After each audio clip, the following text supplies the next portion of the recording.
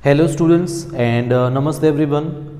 Our today's topic for your standard 9th social science is chapter number 6 world after 1945. So first we need to understand the name of the chapter world after 1945. Why such name?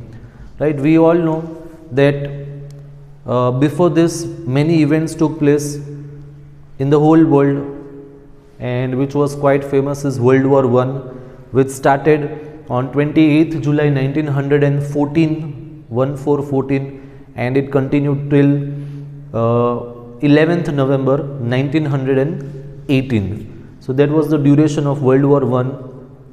After that, again League of Nations was formed, and efforts were made that such kind of event does not take place again. But later on, again the countries which lost battle in World War I, right, they were made to sign the treaties, and which was a kind of insulting thing for them.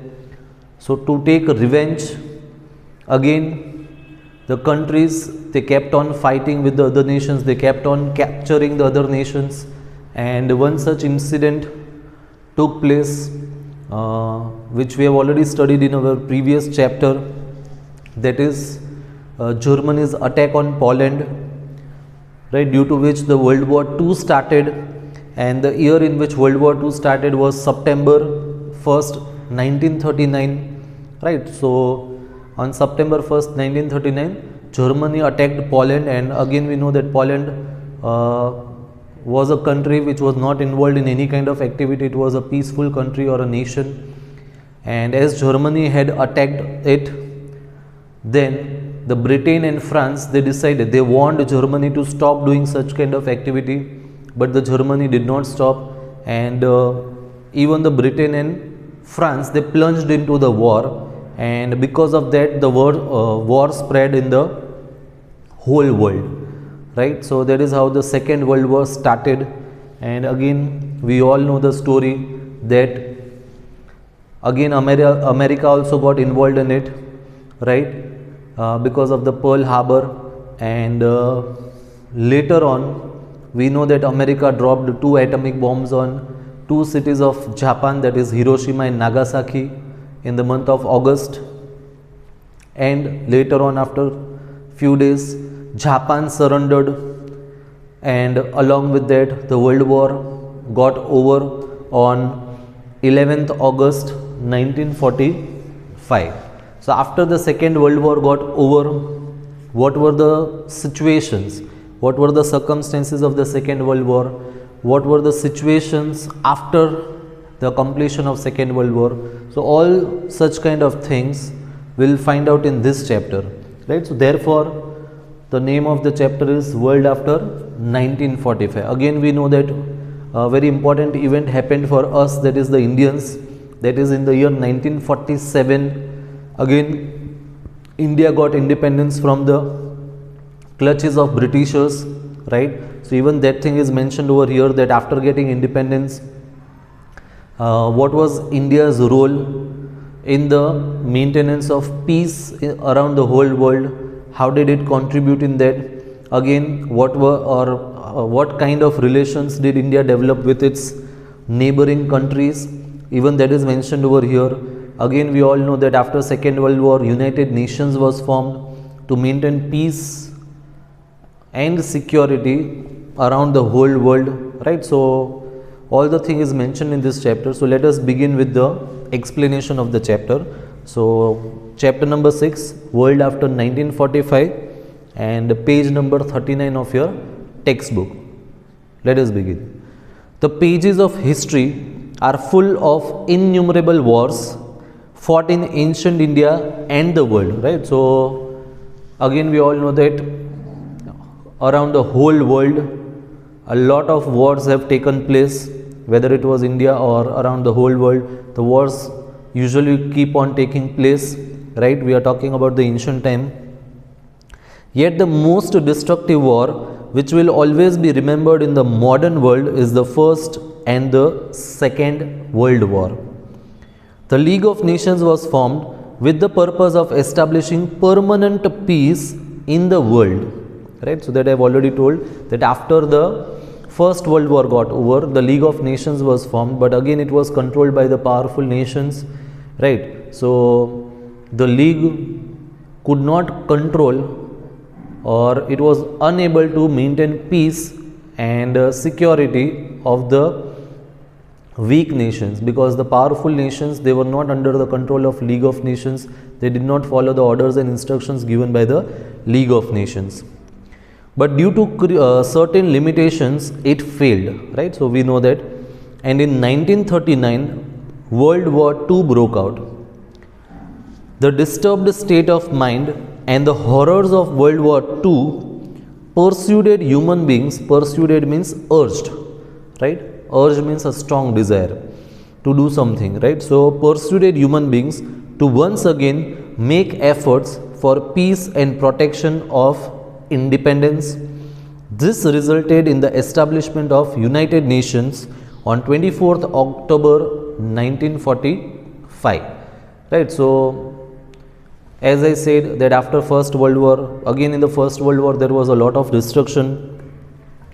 Such thing doesn't happen again. So for that, again the League of Nations was formed, but due to its shortcoming, due to its failure, again the World War II took place. Again after the World War II, the nations of the world, they realized that it is very much important to maintain peace, and the security of the nations is important. So with that objective and intention, United Nations was established in 1945, right? So how or what is the contribution of United Nations? Again we will find out in this chapter. Next paragraph is the United Nations Charter.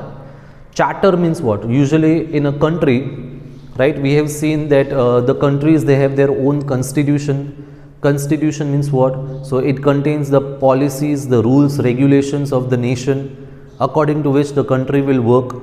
Again the United Nations Charter. So charter is also kind of document in which all the objectives, policies, rules, regulations, everything is mentioned. So let us find out what is there in this. The United Nations Charter starts with the preamble. Again we have studied this thing also, that our constitution also starts with preamble. And it explains the goals of United Nations, goals or objectives, right? It's one and the same. Below given are the goals. So what are the goals mentioned in the Charter of United Nations? Let us find out. There is a determination to save the future generation from the pangs, P-A-N-G-S, pangs means pain, of all destructive war. Again we all know that with the war we can find only destruction everywhere, right? Nothing useful or no constructive thing happens with the war. The only thing what happens is destruction everywhere, the loss of life, the loss of property, everything, right? So the objective of, first objective is that there is a determination to save the future generation from the pangs of all destructive war. That means if such kind of war activities keeps on going on, the world will never progress, and the coming generation, they will have to face the problems, because all the resources and everything will get exhausted. It will be ruined, destroyed or damaged, and the future generation's life will be gloomy. That means it will be it will have no better life, or they will have no better life, or their future scope is again not clear. So for that, it was very much necessary that there should be peace maintained all around the world, and war-like situation should not happen, because of which again any kind of destruction will take place. So for that this United Nations was formed. Here emphasis has been laid on responsibilities born out of international laws and mutual understanding. So in United Nations, what is given? That is, emphasis has been laid on responsibilities born out of international laws and mutual understanding, right? Right. So What does it mean? That means the countries, they need to be responsible, they need to understand or take responsibility that they are not liable only towards their own nation or country, but they are liable towards the whole world. That means the whole world is their responsibility, and they should not do any such kind of thing because of which there is any kind of loss or destruction to the world. And to follow the international laws and mutual understanding. That means if the nations of the world, they will mutually agree upon different things with each other, then no war kind of situations will happen. Next point is, emphasis has been laid on the developing tolerance. Tolerance means sahanshilta. Tolerance mutually, so that the whole world develops socially. Socially means friendly relations develops between the nations of the world. That means different countries, they should have friendly relations with each other, and they should develop the feeling of tolerance. That means if they are having any kind of problem with the other nation, they should sit together and they should try to find out solution for each other. Okay. Economic, social and cultural problems should be solved with the intervention of United Nations, and human rights as well as basic freedom should be disseminated. Disseminated means dispersed. That means if the countries are having problem, that is social, cultural, economic, any kind of problem with each other, then they should take help of United Nations, and they should discuss the problems with each other, and they should try to find out the solution. And what is given, that is human rights as well as basic freedom should be dispersed. That means no country should be such where the basic or the human rights of the people are taken away, right? Irrespective of the caste, language, gender or religion. That means no country should be such where on the basis of caste, language, gender, religion, the people, they are deprived of their basic right. That means they are not given their basic right. That kind of thing should not happen. Lastly, appeal to all the nations for cooperation to achieve these objectives. That means in the charter it is written that it is appealing to all the nations of the world, right, for cooperation. That means they should cooperate with each other to achieve these objectives. That means the objectives which are mentioned above. So that is what is written in the Charter of United Nations. Thus, United Nations Charter concludes that dismissal of war and constant urge for peace is the main objective of United Nations. Dismissal of war. That means no war type of situation should again arise, and constant urge for peace. That means it constantly tries to maintain peace between the different nations around the whole world, right? Next is Cold War, 1945 to 1962, reasons and consequences. Now what is the meaning of Cold War, right? Again after 1945, we know that in 1945 the Second World War got over. So what was the situation of the countries around the world? Right? So that is given over here. Cold War is a kind of a situation, right? It is, the name is given as Cold War. So it is a kind of situation which was generated or developed between the two powerful nations after the World War II. In the World War, America and Russia, they were together, right? Russia was known as Soviet Union, okay? So they were on one side, but later on what happened after the World War II got over, the two powerful nations which emerged were America and Russia. But again both of their objective or concept was different. America was a democratic nation and Russia was a communist nation. So both of them had a different ideology, and because of that again both the countries had a different ideology and feelings, and again there was a race for becoming the most powerful nation of the whole world.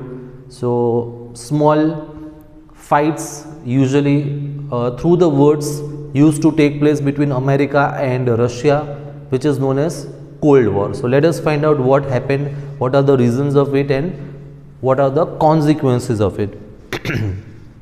Though the World War II got over, it resulted into creation of America and Russia as superpowers, while taking the place of England and France. So earlier England and France were very powerful, but later on, after the World War II, it was America and Russia.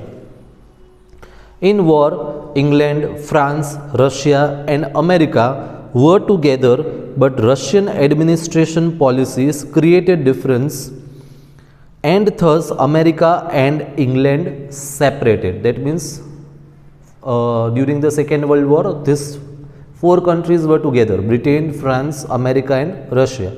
But due to difference of ideology of Russia, England and America, they separated. A strong competition between the two superpowers, that is America and Russia, to establish supremacy over the world emerged after Second World War. That means I have already told you that who will become the most powerful nation of the world. Again, that was a question mark between America and Russia. So again, for that race they had a kind of fight verbally, which I told you. Right, so the power was centralized between two poles, that is America and Russia. Therefore, this period is considered as bipolar world war. Again, we know that America is in the western part and Russia is in the eastern part. So bipole, that means two opposite poles, right? Owing to extreme tense relations between the two power blocks, this phase is known as Cold War phase. What is written? Owing to the extreme tense relations between the two power blocks, this phase is known as the Cold War phase. At various incidents, both the superpowers almost came into conflict with one another. Right? So again, there were many situations where they were extremely close to each other and they were just about to fight the war. There was a basic change in relations among powerful nations of the world after the World War. America and the Soviet Union. So as I told that Russia was earlier known as Soviet Union because many countries were captured or taken over by it. Okay, and that union was known as Soviet Union, who had once allied and fought against the Nazi Germany and the fascist Italy, emerged as leaders of two rival power blocks and military powers. Thus, the Cold War started between them. Right? So, at one point of time, they both were together in the Second World War, but later on, they both separated from each other.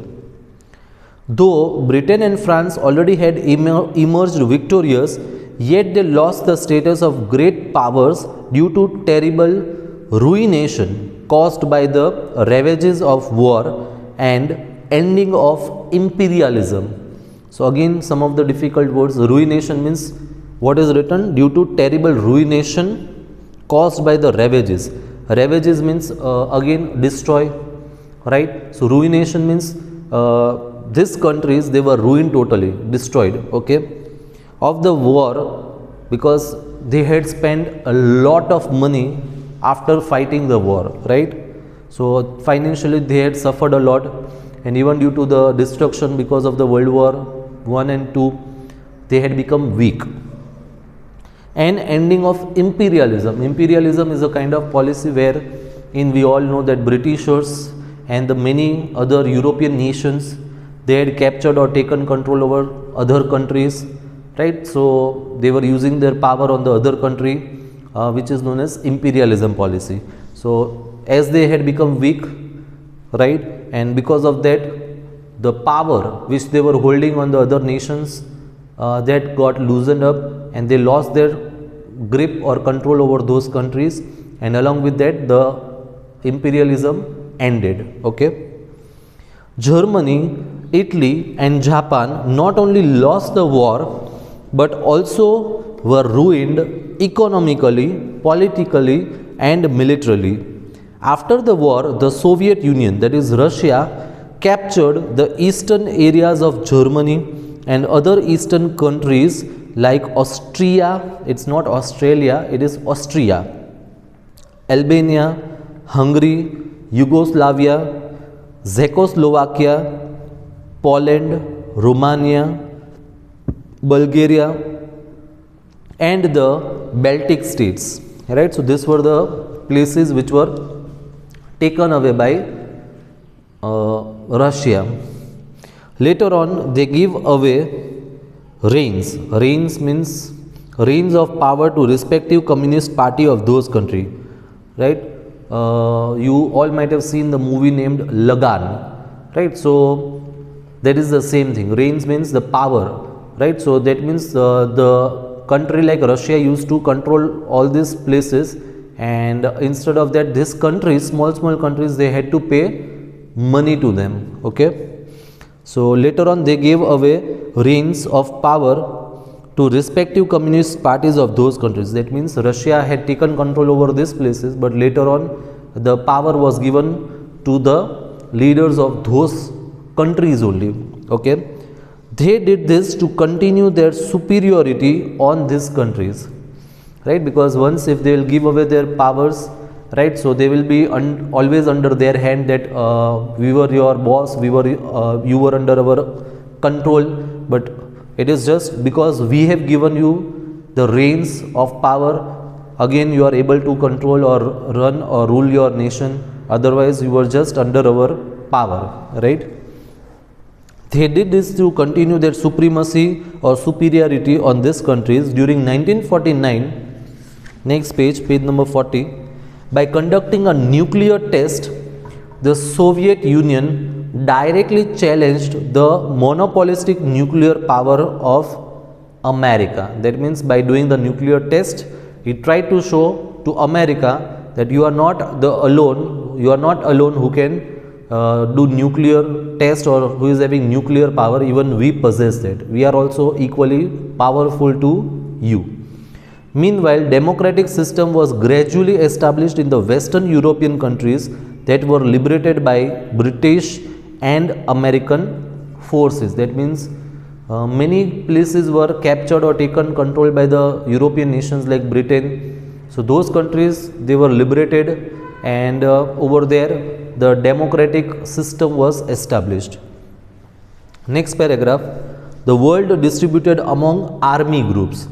So one of the most important aspect of the conflict of ideology was mutual distrust and sense of doubt on the intention of the rival group. Earlier we have seen that two rival groups were formed, that is, one is the superpower, that is America, and the another one the superpower, that is Russia.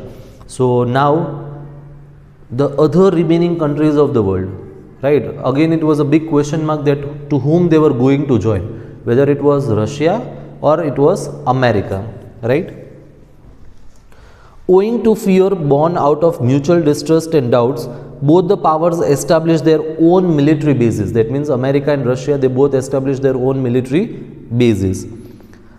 Led and inspired by America, Western democratic countries on the North Atlantic Ocean established a military organization which is named as NATO, NATO, and it is known as North Atlantic Treaty Organization. That means America, and along with it the other countries who supported America or were in favor of America, they formed an organization which was known as North Atlantic Treaty Organization in April 1949. Thereafter to protect southeastern countries from the onslaught of the Soviet Union communism. Onslaught means a violent attack. That means the America was thinking that what Russia will do is it will try to capture or take away the southeastern countries, right? So to protect southeastern countries from the onslaught means a violent attack on the Soviet Union communism, America and England established one more military organization in 1945, which is known as SEATO, SEATO, that is Southeast Asiatic Treaty Organization. That means America In this way, he established organization, he made treaties with the different countries of the world and organized or established its military bloc or power over there, right, so that Russia could not attack it. Next paragraph is armament, disarmament, nuclear weapon creation and its application. Okay, so the Cold War, which was meant for dominance over the world, right? So what was Cold War? Just a fight between the two superpowers, that is America and Russia. And why such war kind of situation was established? Just to know or to find out who is the supreme, who is the most powerful in the whole world. Okay, gave rise to the fierce competition among superpowers, and for the sake of dominance, armament race was given high priority. Armament means producing of more and more weapons. Armament means producing more and more weapons, right? So armament race was given high priority. That means America and Russia, they kept on producing more and more number of weapons, right? It was a kind of race that who is having more number of weapons, and the more the number of weapons, the more powerful that nation will be. America had used atom bomb for the first time on the two cities of Japan, namely Hiroshima and Nagasaki, during the Second World War. We all know that. This way, America proved its supremacy. Within next 4 years, the Soviet Union too proved its capacity of making atom bomb by conducting a nuclear test. So that also we saw in the earlier paragraph, that they also conduct a nuclear test, because of which they wanted to prove America that you are not all alone, even we are powerful and equally powerful to you. Okay, this created a power balance between the superpowers. America declared blockade of the communist Cuba, which was on southeast.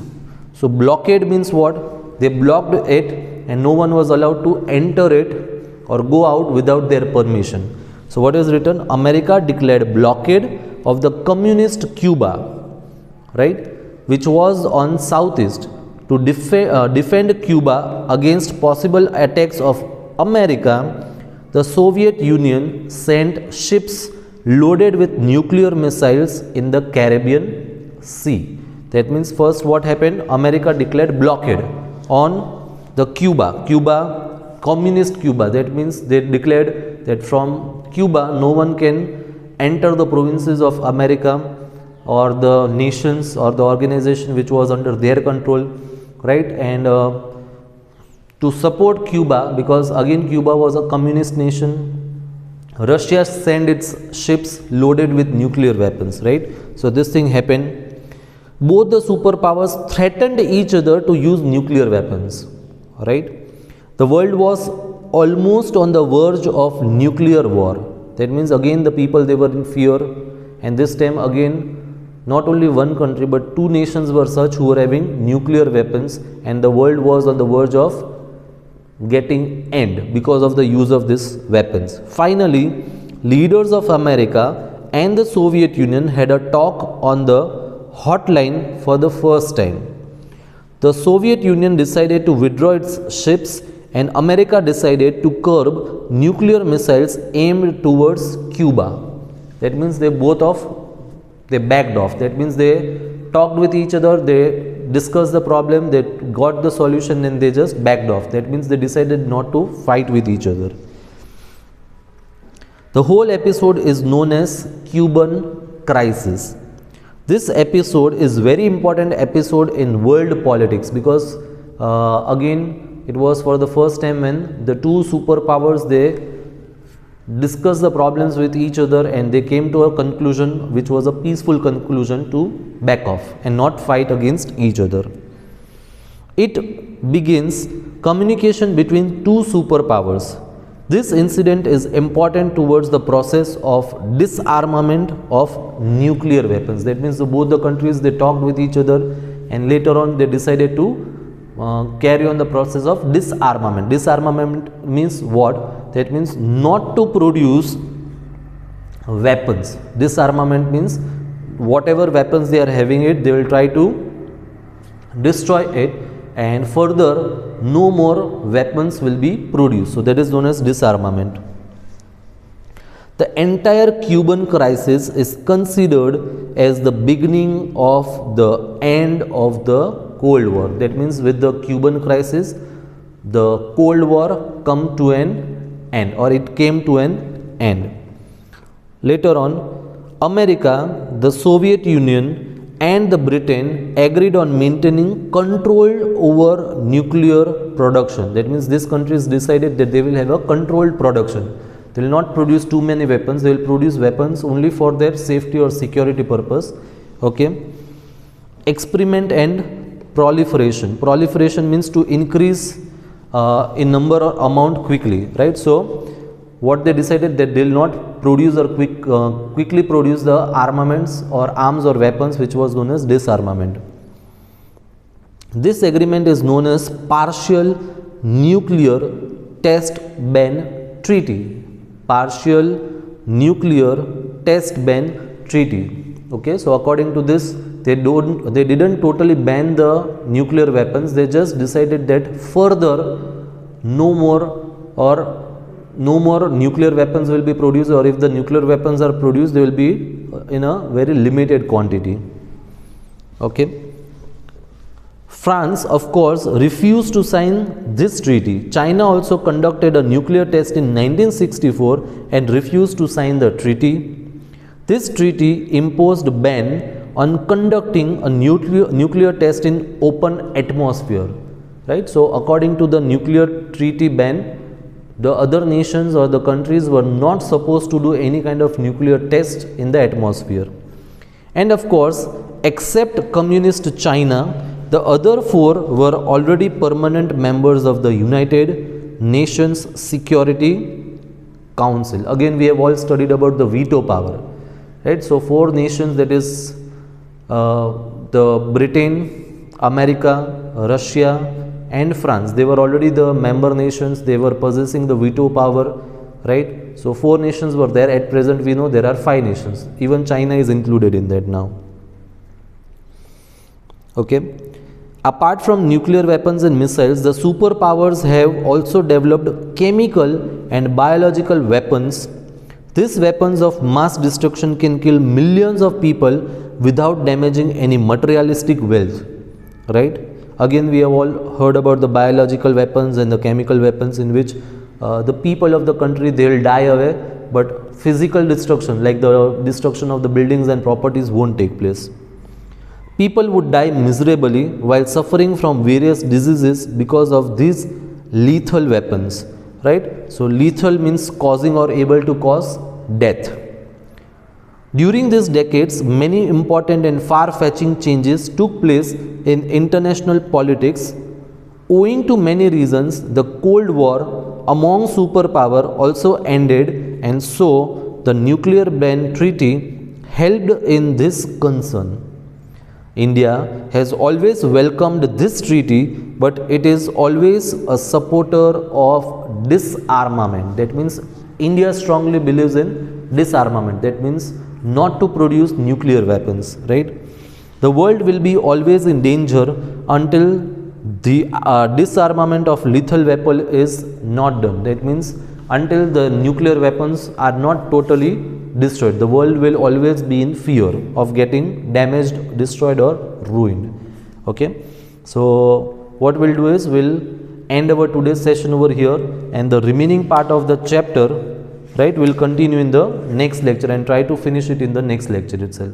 So that's it for today, everyone. Thank you everyone for listening to me. Take care of yourself, stay healthy and stay safe. Bye everyone.